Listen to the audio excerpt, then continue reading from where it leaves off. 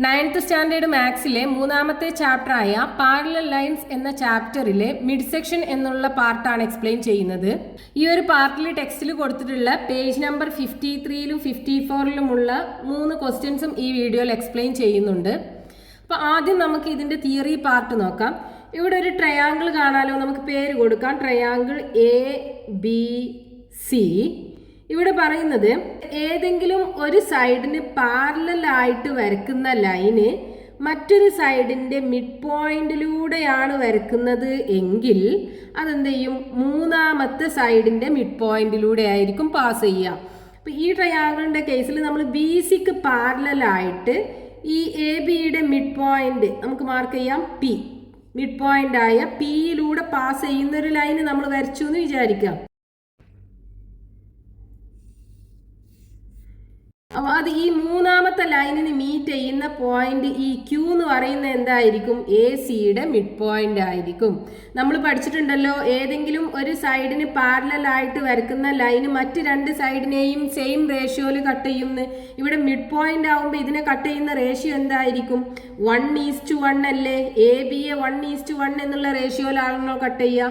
അപ്പം മൂന്നാമത്തെ side A സിയെയും അതെന്ത് ചെയ്യും, 1:1 എന്നുള്ള റേഷ്യോയിൽ കട്ട് ചെയ്യും. അതായത് ക്യൂ എന്ന് പറയുന്നത് എ സിയുടെ മിഡ് പോയിന്റ് ആയിരിക്കും. അതുപോലെ ഈ പി ക്യൂ എന്ന് പറയുന്ന പാരലൽ ലൈന് ഈ രണ്ടിന്റെയും മിഡ് പോയിന്റ്സിലാണ് മീറ്റ് ചെയ്യുന്നത് എങ്കിൽ ഇവിടെ എ ബിയുടെ മിഡ് പോയിന്റ് ആണ് ഈ പോയിന്റ്, എ സിയുടെ മിഡ് പോയിന്റ് ആണ് ക്യൂ എന്നുണ്ടെങ്കിൽ ഈ പി ക്യൂവിന്റെ ലെങ്ത് എന്തായിരിക്കും, P Q is equal to half of B C.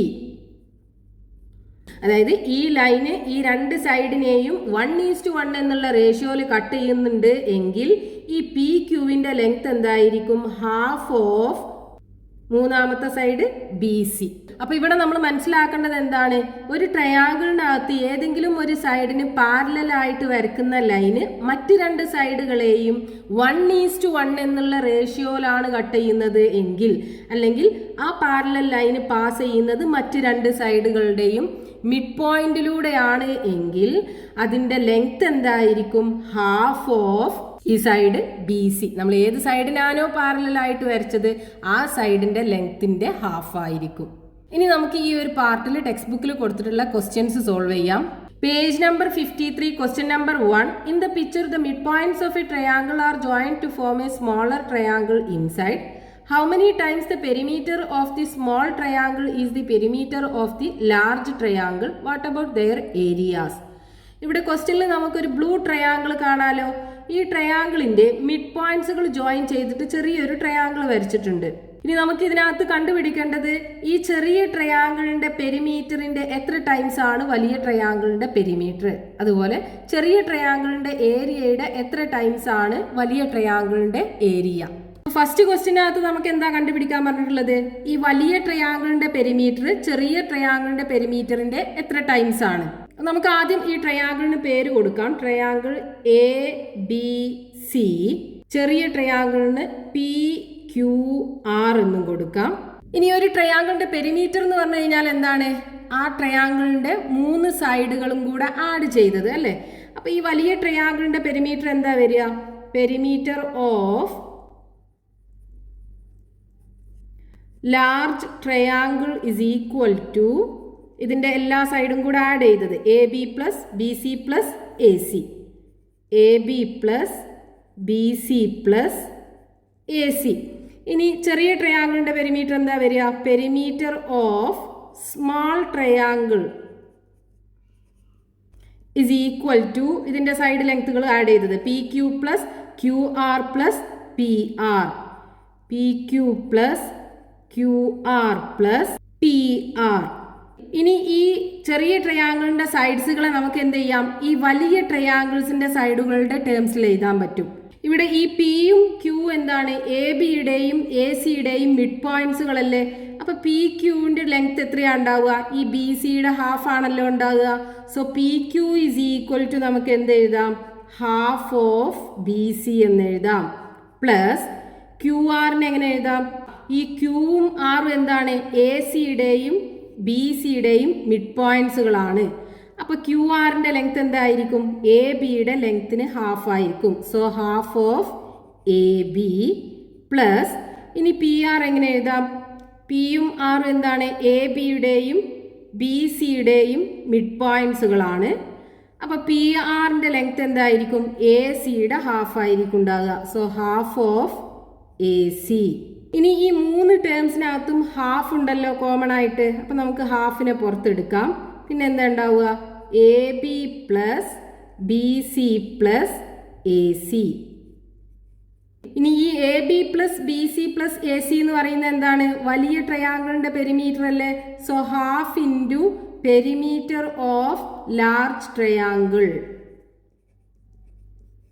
അതായത് perimeter of small triangle is equal to half into perimeter of large triangle. അപ്പോൾ പെരിമീറ്റർ ഓഫ് ലാർജ് ട്രയാങ്കിളിനെ നമുക്ക് എങ്ങനെ എഴുതാം? ഈ 2 ഇവിടെ കൊണ്ടുവന്ന് മൾട്ടിപ്ലൈ ചെയ്താൽ പോലെ. So perimeter of large triangle is equal to 2 into perimeter of small triangle. ക്വസ്റ്റ്യനകത്ത് ഈ വലിയ ട്രയാങ്കിളിൻ്റെ പെരിമീറ്റർ ചെറിയ ട്രയാങ്കിളിൻ്റെ പെരിമീറ്ററിൻ്റെ എത്ര ടൈംസ് ആണെന്നാണ് കണ്ടുപിടിക്കാൻ പറഞ്ഞിട്ടുണ്ടായിരുന്നത്. അപ്പോൾ വലിയ ട്രയാങ്കിളിൻ്റെ പെരിമീറ്റർ ഇസ് ഈക്വൽ ടു ചെറിയ ട്രയാങ്കിളിൻ്റെ പെരിമീറ്ററിൻ്റെ 2 ടൈംസ് ആണ്. ഇനി രണ്ടാമത്തെ ക്വസ്റ്റ്യനകത്ത് നമുക്ക് കണ്ടുപിടിക്കാൻ പറഞ്ഞിട്ടുള്ള എന്താണ്? വലിയ ട്രയാങ്കിളിൻ്റെ ഏരിയ ചെറിയ ട്രയാങ്കിളിൻ്റെ ഏരിയയുടെ എത്ര ടൈംസ് ആണ് അല്ലേ? ഇവിടെ നമ്മൾ വലിയ ട്രയാങ്കിളിൻ്റെ മിഡ് പോയിന്റ്സുകൾ ജോയിൻ ചെയ്തിട്ടാണല്ലോ ഈ ചെറിയ ട്രയാങ്കിൾ ഫോം ചെയ്തിട്ടുള്ളത്. അപ്പോൾ ഈ വലിയ ട്രയാങ്കിളിനെ 4 ഈക്വൽ ട്രയാങ്കിൾസ് ആക്കിയിട്ട് ഡിവൈഡ് ചെയ്യുന്നത് നമുക്ക് എങ്ങനെ പ്രൂവ് ചെയ്യാൻ പറ്റും ഇതിൽ ഓരോ ട്രയാങ്കിൾസും ഈക്വൽ ആണെന്ന്? ഇവിടെ നോക്കൂ, നമുക്ക് ഈ ട്രയാങ്കിൾ പി ബി ആറും പി ക്യു ആറും കൺസിഡർ ചെയ്യാം. ഇവിടെ ഈ പി ബിയും ക്യു ആറും ഈക്വൽ അല്ലേ? ഈ ക്യു ആറിൻ്റെ ലെങ്ത് എ ബിയുടെ ഹാഫ് ആണെന്ന് നമ്മൾ പറഞ്ഞല്ലോ. ഈ പി എന്ന് പറയുന്നത് എ ബിയുടെ മിഡ് പോയിന്റും ആണ്. അപ്പോൾ പി ബിയുടെ ലെങ്ത്തും ക്യു ആറിൻ്റെ ലെങ്ത്തും ഈക്വൽ ആയിരിക്കും. അതേപോലെ തന്നെ പി ക്യുവിൻ്റെ ലെങ്ത്തും ബി ആറിൻ്റെ ലെങ്ത്തും ഈക്വൽ ആയിരിക്കും. ഇനി പി ആർ എന്ന് പറയുന്നത് ഈ 2 ട്രയാങ്കിളിനും കോമൺ ആയിട്ടുള്ള സൈഡ് അല്ലേ? അപ്പോൾ പി ആർ 2 ട്രയാങ്കിളിനും ഈക്വൽ ആണല്ലോ. അങ്ങനെ നമുക്ക് ഈ 2 ട്രയാങ്കിളും ഈക്വൽ ട്രയാങ്കിൾസ് ആണെന്ന് പറയാൻ പറ്റും. അതേപോലെ തന്നെ നമുക്ക് ഈ 2 ട്രയാങ്കിളും തമ്മിൽ ഈക്വൽ ആണെന്ന് പറയാൻ പറ്റും.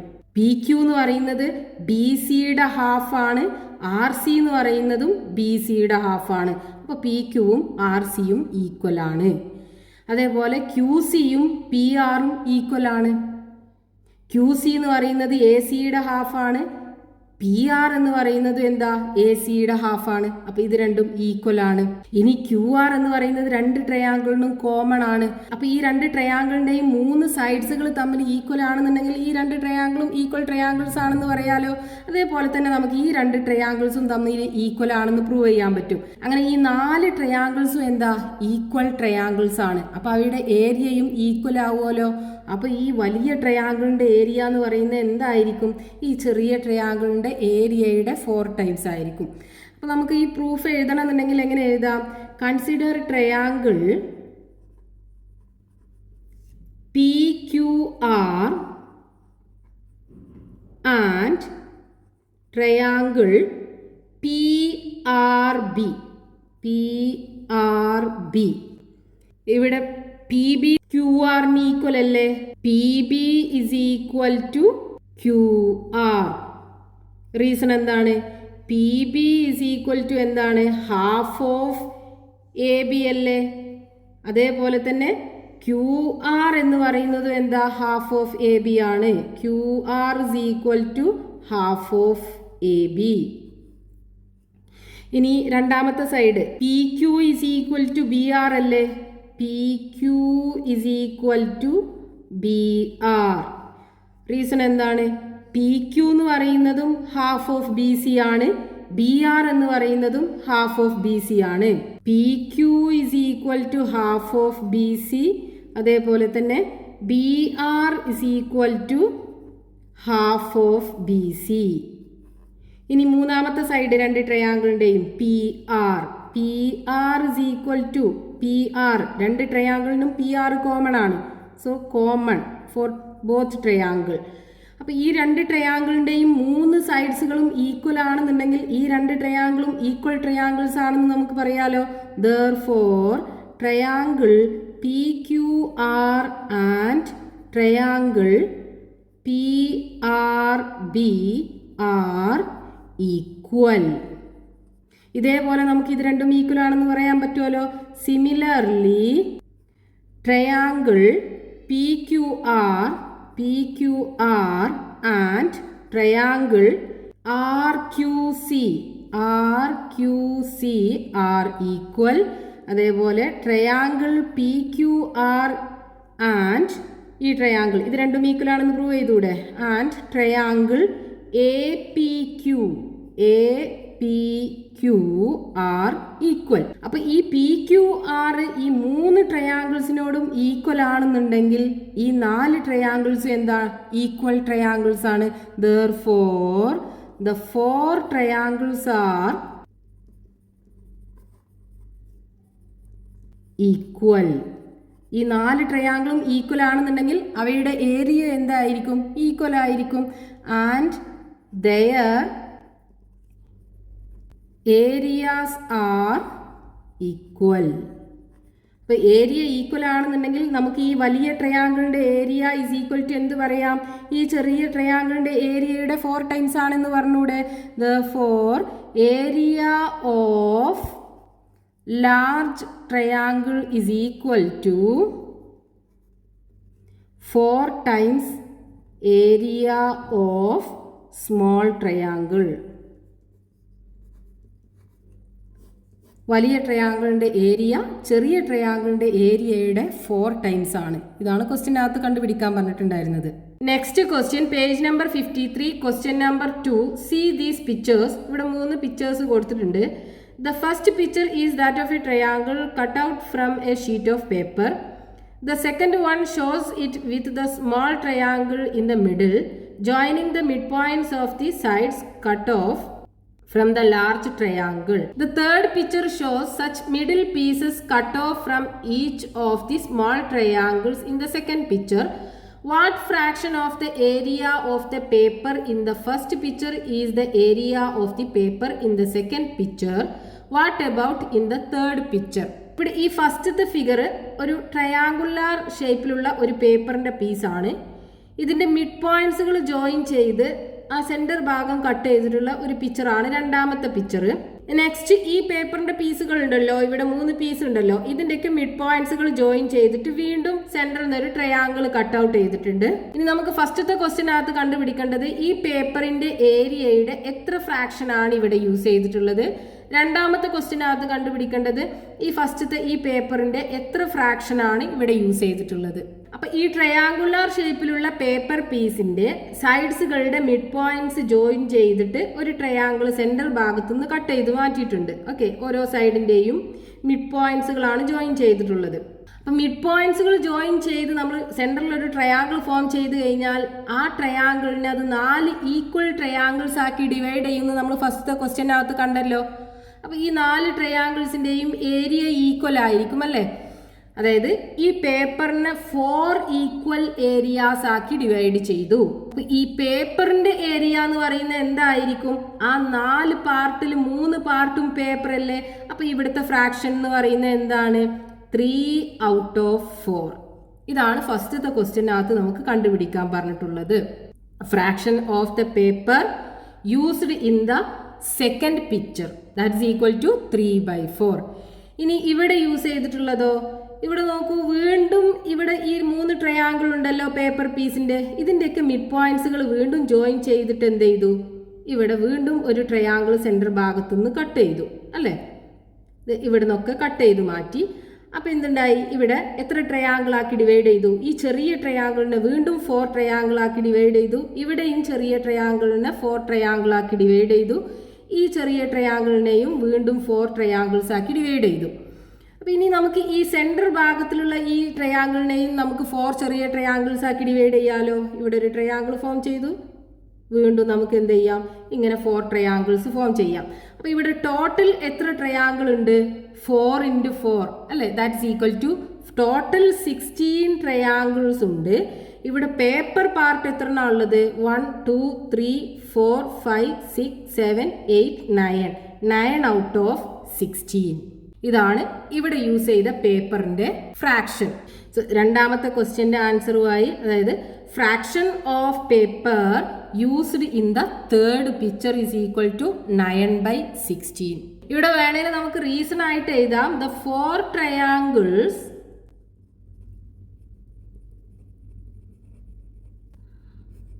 formed by joining the midpoints of the 3 sides of a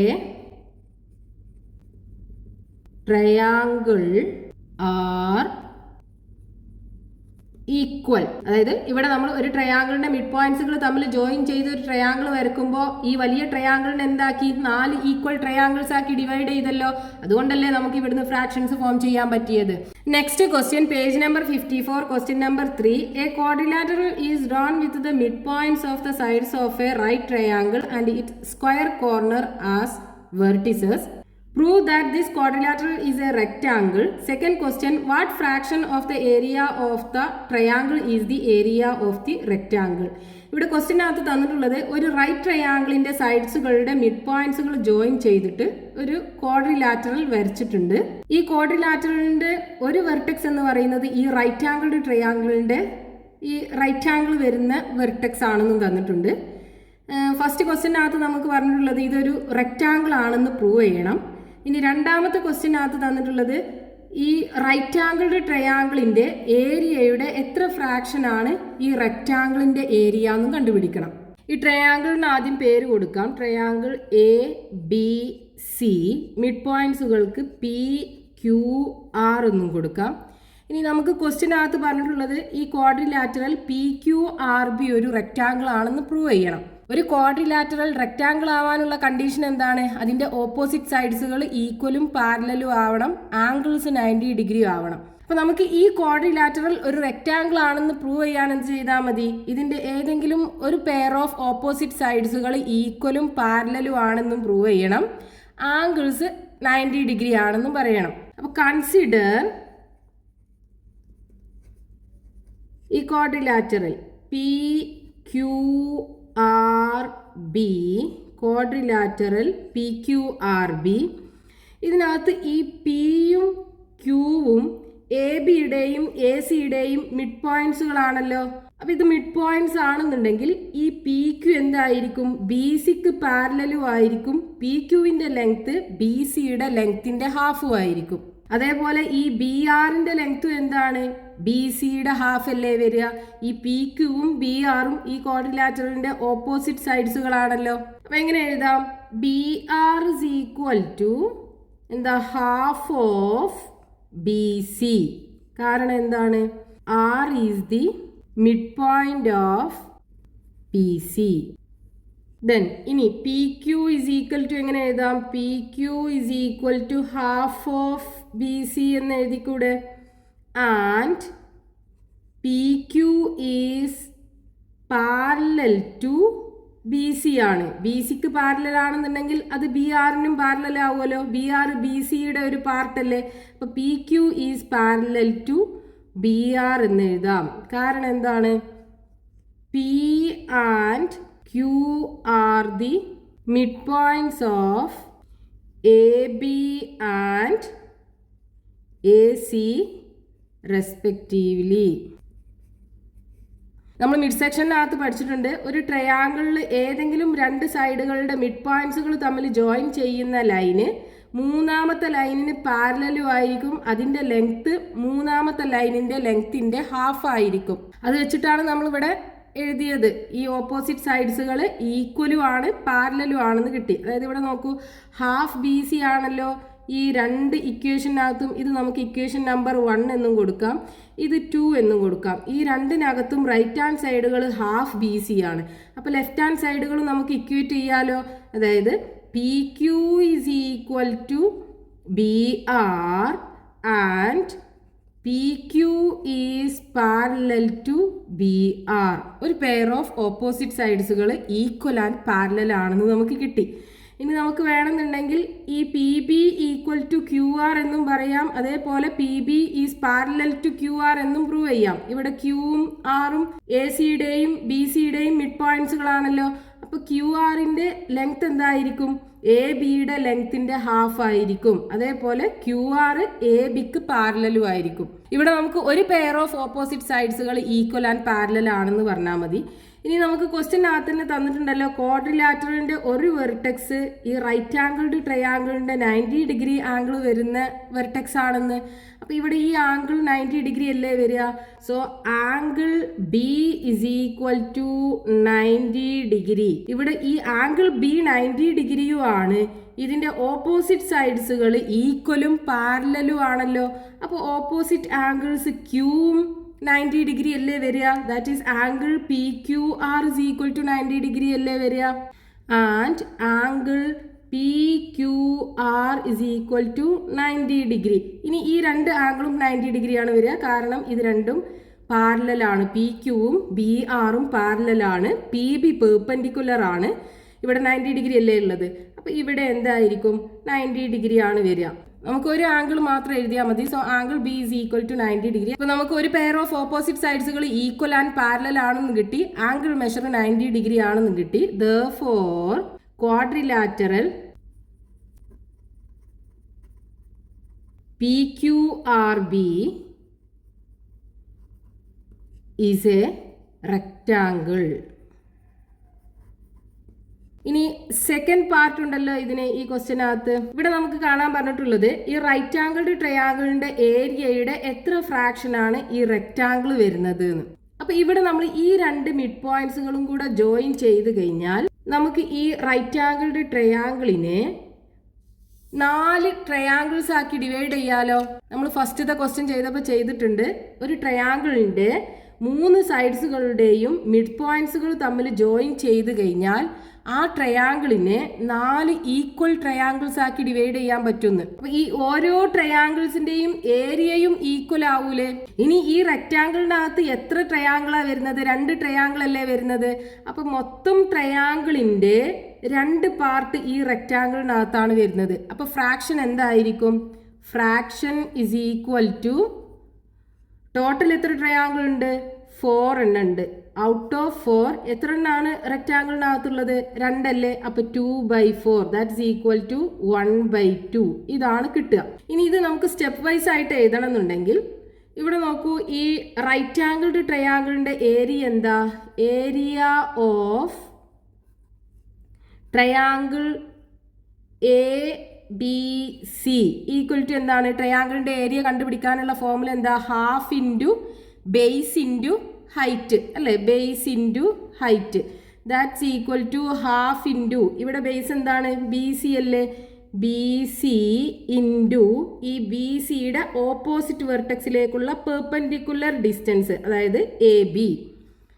so A B ഇതാണ് ഏരിയ ഓഫ് ട്രയാംഗിൾ വരിക. ഇനി ഈ ഏരിയ ഓഫ് റെക്റ്റാംഗിൾ എന്താ?